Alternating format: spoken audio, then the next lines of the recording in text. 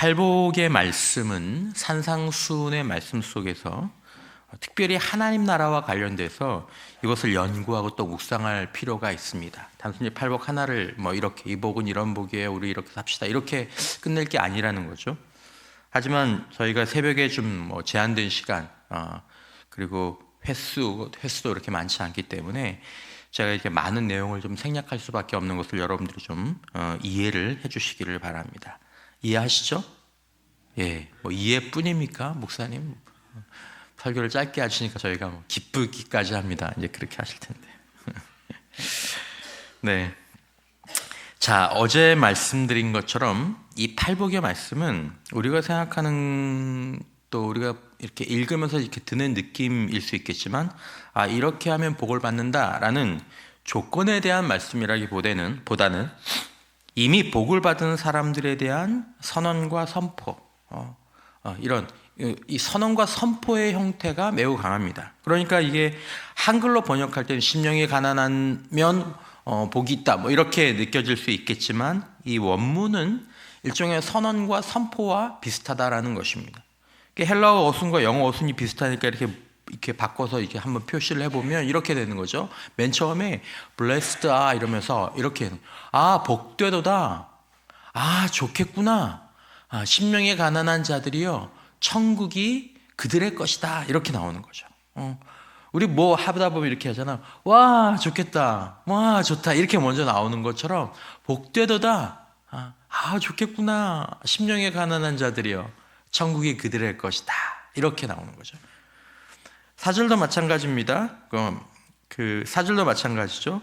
복되도다, 애통하는 자들이요 그들이 위로를 받을 것이다 라고 이렇게 나오는 것입니다.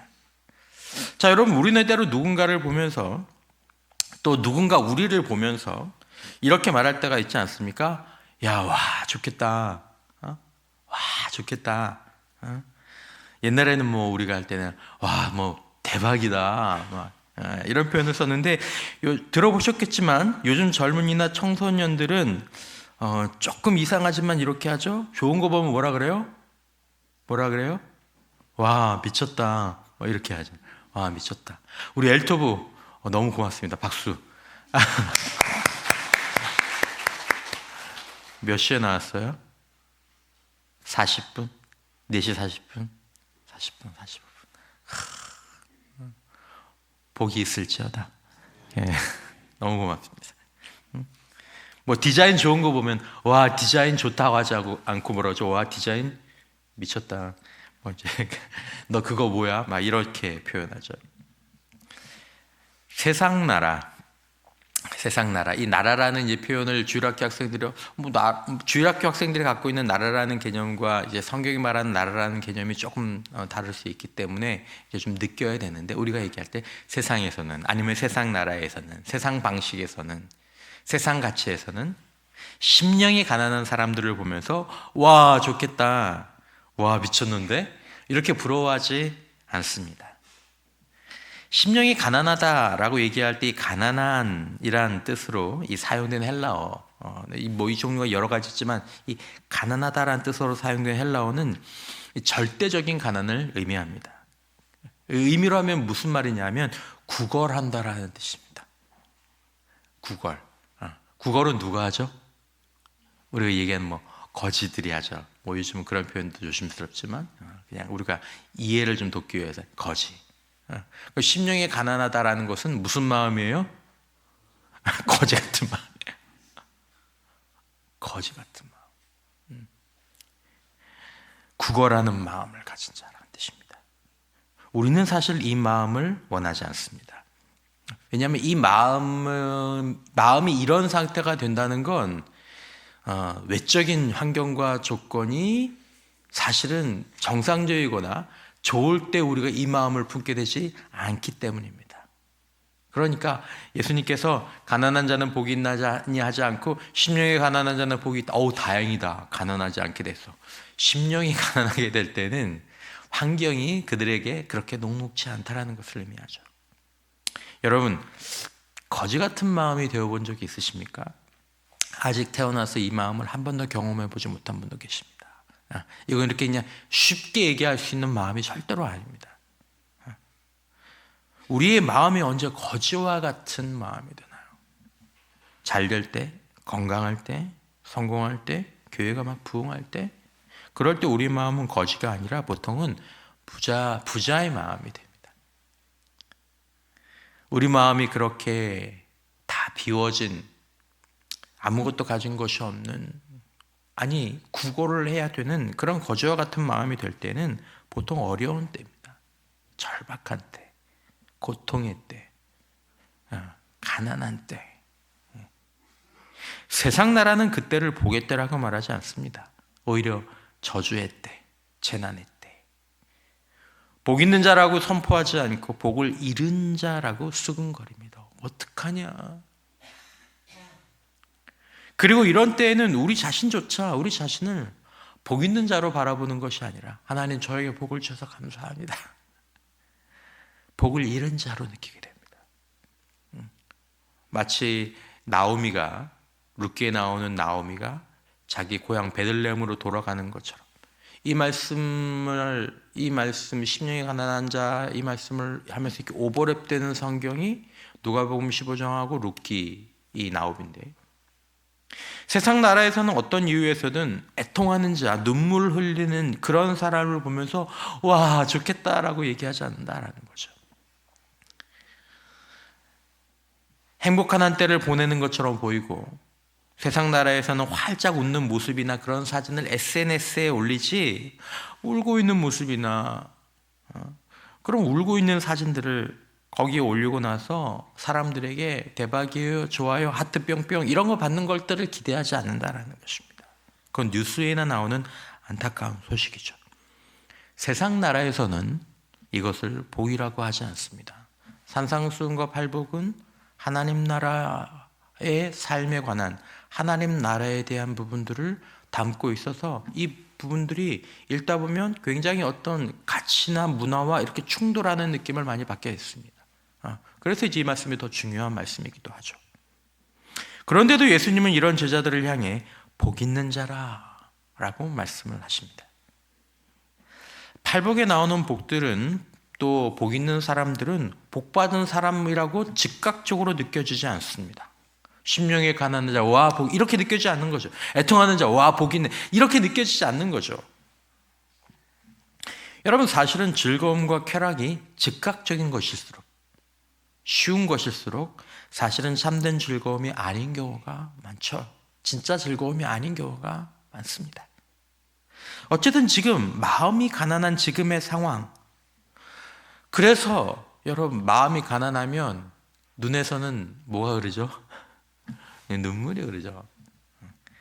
하나님 앞에서 애통하는 지금의 상황, 하나님, 그런 느낌으로는 내가 복받았구나, 행복하다, 그렇게 느껴지지 않습니다.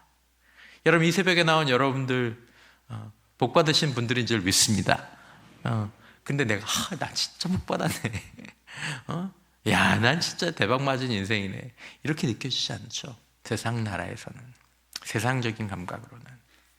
예수님 당시에 사람들이 예수님의 제자들을 보면서, 초대교회 성도들을 주변의 사람들이 보면서 복받았네, 좋겠네, 그렇게 부러워하지 않았습니다. 지금 여러분들은 우리를 보면서 이 새벽에 나오는, 야 오늘 또 신도분께 뭐하냐, 갑자기 주차장이 왜 저러냐, 그런 저와 여러분들을 보면서 와 복받았네, 와 부럽네, 그렇게 말하지 않을 수 있습니다. 오히려 뒤에서 혀를 찰지도 모르죠. 아이고 어떡하냐. 때로는 그런 우리의 모습이 속상하기도 하고, 오히려 복받았다고 느껴지기는커녕 부끄럽게 느껴지기도 합니다.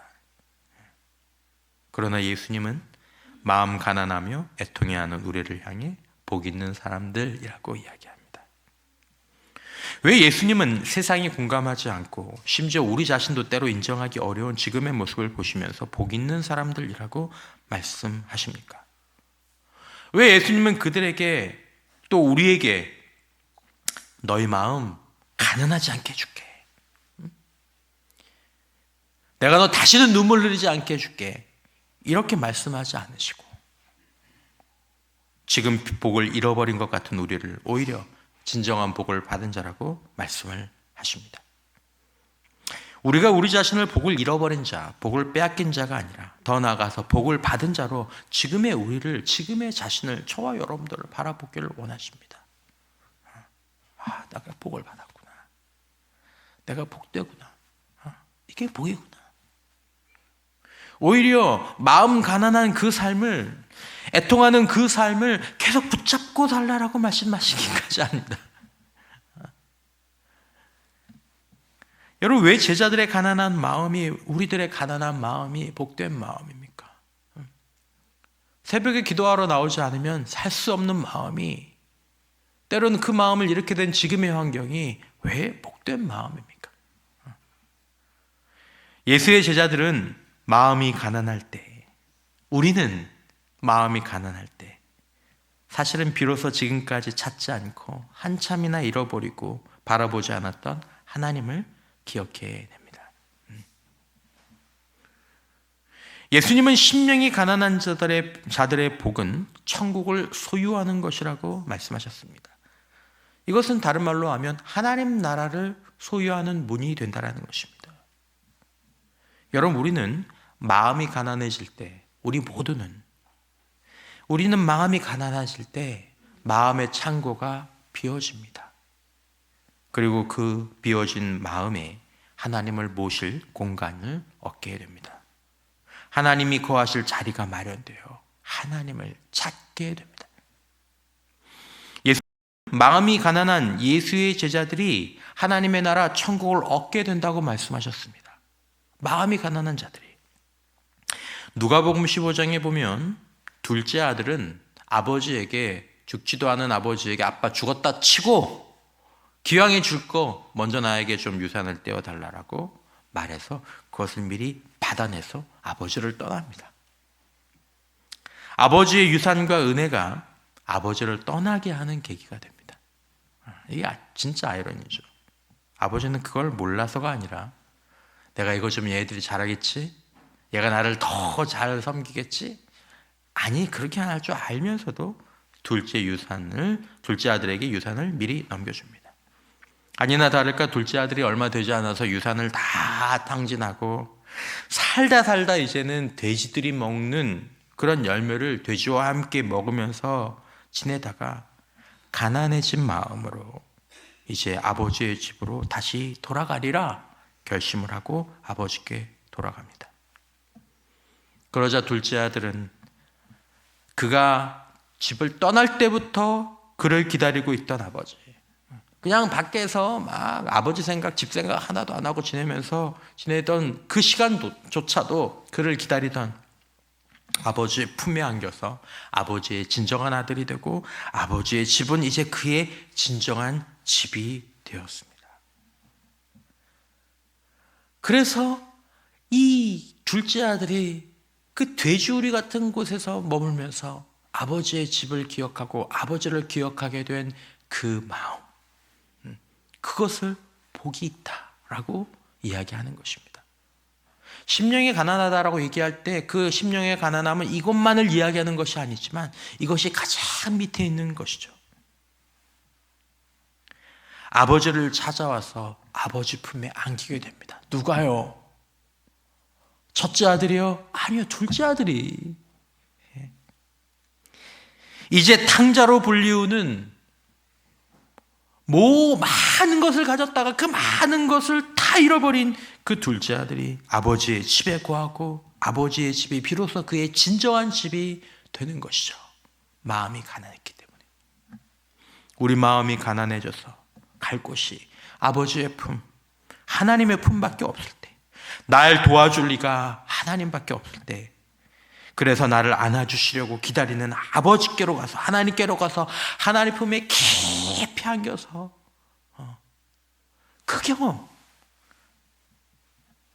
하나님의 집이, 하나님의 나라가 나의 나라가 되고 우리의 나라가 되고 하나님이 정말 나의 하나님이 되는 거. 그러므로 그 다리를 놓아진 가난해진 마음이 하나님 나라를 얻는 마음, 천국을 소유하게 되는 마음이 되는 것입니다. 여러분, 오늘 우리의 마음은 가난합니다. 가난한 분들이 많습니다. 괴롭고 힘들고 세상적으로 보면 어떤 분들은 탕자처럼 지금의 상황이 절망적일 수 있습니다. 우리가 무엇을 기도해야 될까요? 마음이 가난한 우리는 어떻게 기도를 해야 할까요? 하나님, 돼지우리를 조금 더 살만한 곳이 되게 그렇게 해주십시오. 그렇게 기도해야 될까요? 아니면 저 멀리 계신 하나님 아버지께 전화를 걸어서 하나님, 이번 한 번만 계좌 이체해 주세요. 한 번만.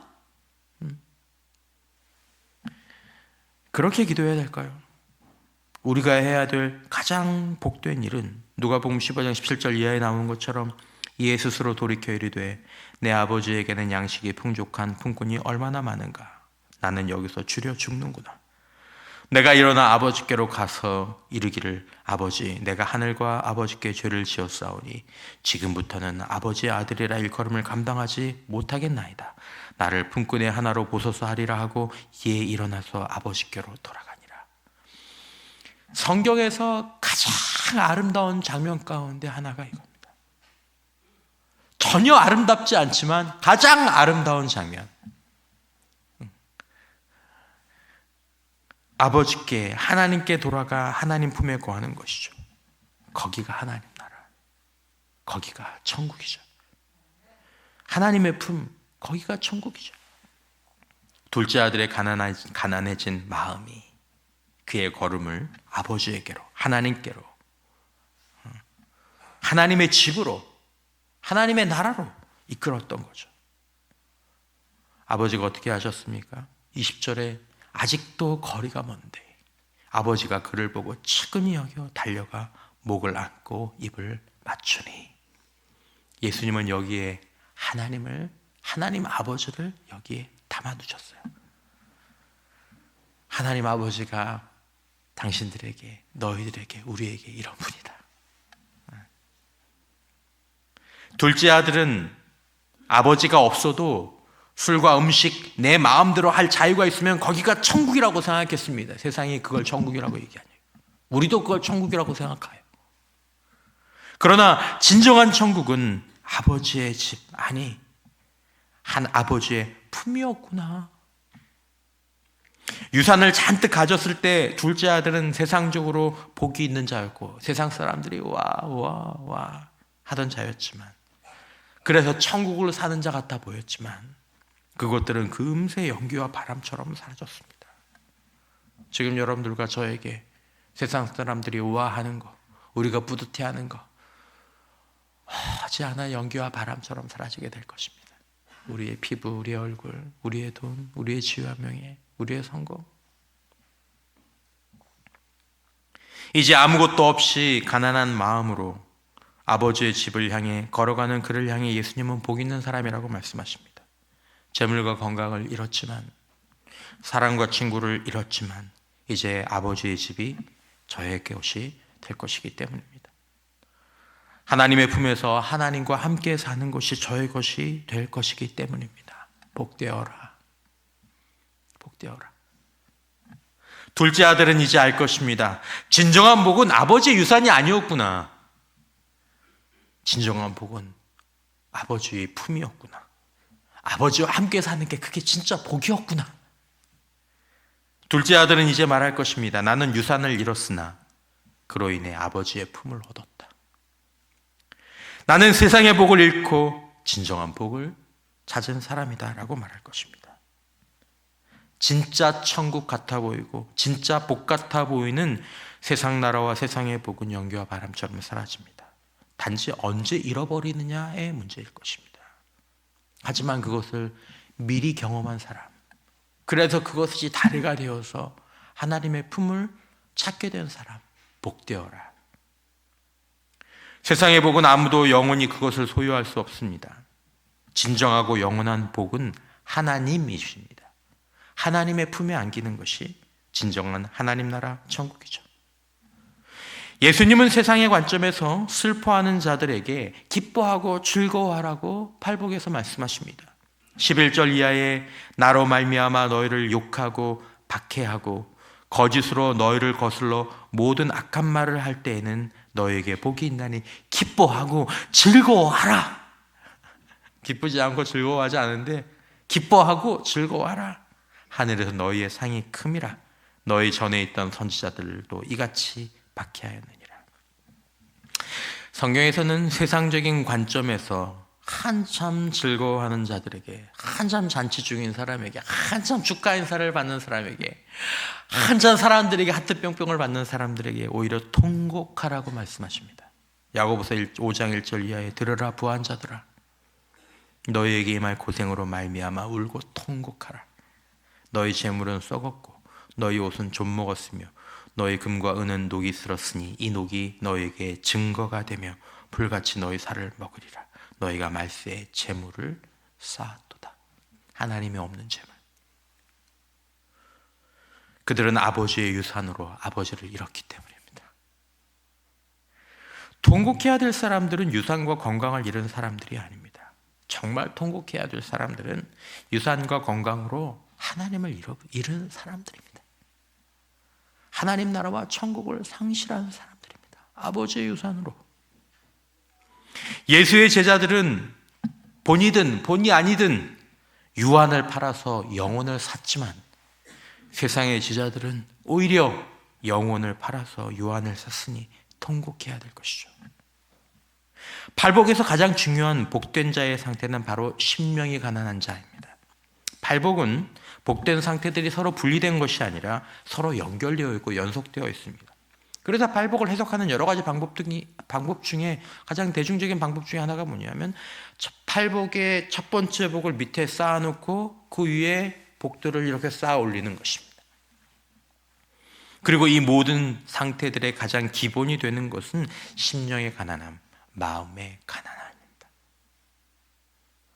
이것은 하나님 나라를 얻는 마음이고 하나님 나라를 살아가고 누리는 마음입니다.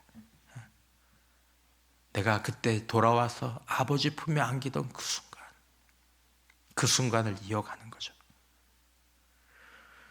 하나님 나라와 그 나라의 삶은 그릇과 같은 상태가 바로 심령의 가난함, 마음의 가난함, 마음의 가난함은 애통함으로 이어지게 됩니다. 애통하는 자가 복이 있다는 말씀의 첫 번째 의미는 회개입니다. 오늘은 여기까지만 말씀을 드릴 수 있을 것 같습니다. 마태복음 4장 17절에 이때부터 예수께서 비로소 전파하여 이르시되 회개하라 천국이 가까이 왔느니라. 천국은 애통함의 문을 통해 들어갑니다. 누가복음 15장 18절에서 20절 이 둘째 아들이 하는 그 행동과 마음들, 이에 스스로 돌이켜 이제 일어나서 아버지께로 돌아갑니다. 누가복음 15장 17절에서 20절에 정확하게 성경이 말하는 회개가 무엇인지를 보여줍니다. 마음, 생각, 상태, 행동. 내가 잘못했구나. 하나님, 제가 잘못했습니다. 하나님을 잃어버렸습니다. 하나님께서 주신 것으로 하나님을 떠났고 이제 제가 불쌍한 자, 가장 불쌍한 자, 하나님이 없는 자가 되었습니다. 아직도 저를 기다리시는 하나님 아버지께로 돌아가 아버지와 함께 아버지 아들로 살겠습니다. 눈물을 펑펑 흘리는 복되어라, 복되어라. 후회와 슬픔을 안고 아버지께로 돌아가는 것이 팔복의 애통함의 첫 번째 의미입니다. 가난한 마음으로 애통해하며 하나님께로 돌아가는 자들을 하나님은 거절하지 않고 위로해 주십니다. 우리가 세상에 보기 전에 가난한 마음으로 하나님을 구하고 찾을 때, 돌이켜 하나님께 나갈 때, 하나님의 품에 안길 때, 우리는 세상의 거짓 위로, 망각의 위로, 허무의 위로, 여러분 세상 위로가 거짓 위로예요. 진짜 같아 보이지만 뭘 사서 얻는 위로, 뭘 잠깐 잊어버려서 얻는 위로, 진정한 위로가 안 되는 그 위로, 그것이 아니라 참된 위로, 영원하고 완전한 위로를 얻게 되는 것입니다. 여러분, 오늘 우리의 가난한 마음이 우리의 생각과 기도를 하나님께로 이끌 수 있기를 바랍니다. 오늘 우리의 애통함이 우리의 발걸음을 하나님 아버지께로 이끌었으면 좋겠습니다. 하나님 아버지는 가난한 마음으로 애통하며 하나님 아버지께 돌아오는 자들을 달려와서 잘 왔다, 밥 씻고 밥 먹어라, 그렇게 말씀하시는 것이 아니라 안아주시고 위로해 주십니다. 아버지가 있었지만 이 아버지를 한 번도 경험해보지 못했던 둘째 아들이 아버지를 아버지로 경험하게 되는 것이죠. 아버지와 함께 아버지의 집에서 비로소 하나님 나라를 사는 복과 위로를 경험하는 것이죠. 비록 우리가 세상적으로는 복을 잃은 사람, 복이 별로 없는 사람 그렇게 보여도 하나님 아버지의 품 안에서 진정한 복, 참된 천국을 우리의 마음의 가난함으로 애통함으로 누릴 수 있는 예수의 사람들이 될 수 있기를 간절히 축원합니다.